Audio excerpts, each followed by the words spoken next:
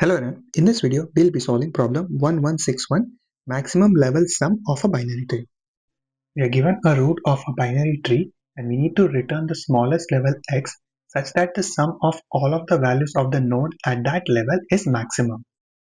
The binary tree in example number 1 have 3 levels. The first level have only one node with total of 1 and the second level we have two nodes 7 and 0 giving us the total of 7, and in the third level we have two nodes 7 and minus 8 giving us the total of minus 1. As 7 is the highest amongst all three values, we'll return its corresponding level, which is 2. I hope you are able to understand the problem statement. Now let's switch to whiteboard and discuss how we can solve this. There are two algorithms or techniques using which we can traverse through a binary tree. One is the BFS, breadth first search, and the other is DFS, that is depth first search. Depending on the requirement, we can choose the appropriate algorithm to solve the problem efficiently. As we need to calculate the maximum sum of all of the nodes across a single level or a breadth, using BFS would be ideal. It is also possible to solve the very same problem using DFS, but BFS is more suitable here as it allows us to calculate the sum at each level. Q is the most commonly used data structure whenever we do BFS as it supports first in first out operations. The solution starts by adding the root node to the queue and then starting a while loop to monitor the queue until it is not empty. All of the nodes in the queue are expected to be at the same level. So we run a simple for loop on all of the nodes, calculate its value, sum them up, and that will give us the total sum of all of the nodes at the given level. As we are looking for the maximum sum, we'll compare the current sum with the maximum sum variable and the higher value will be saved into the global variable. After processing the node, it should be removed from the queue and its children should be added to the queue if there are any. In this case, 7 and 2 will be added to the queue and 1 will be removed. We'll repeat the same operation again, but this time it will be much cleaner because we have multiple values in the queue. So adding all of the nodes will give us a total of 9, which is greater than the current maximum sum, so the value will be overridden.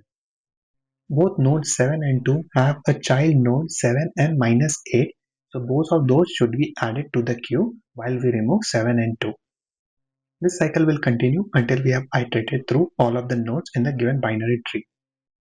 As 7 and minus 8 are leaf nodes, it does not contain any children. So after processing these nodes and removing them from the queue will be empty. And an empty queue is a sign that we have iterated through all nodes and we can return the output. As we need to return the corresponding level where we calculated the maximum sum, we'll be using a separate variable to record or keep track of the level where we found the maximum sum. So in this case, the level is going to be 2, which is our output. With this solution, our time complexity is O of n, where n is the number of nodes in the given binary tree. It is clear why it is O of n, as we are iterating through all of the nodes once to calculate the sum.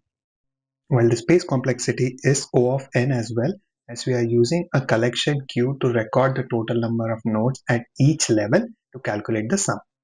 I hope the explanation was helpful. Let me show you how we can implement this using Python. In the Python implementation, I start by adding a validation to make sure that the root node is not null. If it is, then I'm returning 0 as the output. After that, I initialize a variable of type q and adding the root node to it as the first element. The next step is to start a while loop until q is not empty. Inside the while loop, I have a for loop that will iterate through all of the nodes in the given queue. Inside the for loop, I remove the first element from the queue, take its corresponding value and add it to the current sum. Current node's left or right node will be added to the queue if it exists. After the for loop is complete, the current sum will reflect the sum of all of the nodes at the given level, which is compared against the best sum, and the higher value will be saved in the best sum variable, and the best level value will be updated accordingly. Once the queue is empty, we'll jump out of the while loop and return the best level as the output. This code, when submitted on LeetCode, beats nearly 49% of the submissions in terms of runtime and 13% in terms of memory. Thank you for watching this video. I hope you are able to understand the explanation. Details to access the source code is available in the description below. Feel free to check that out and I will see you in the next one. Thank you.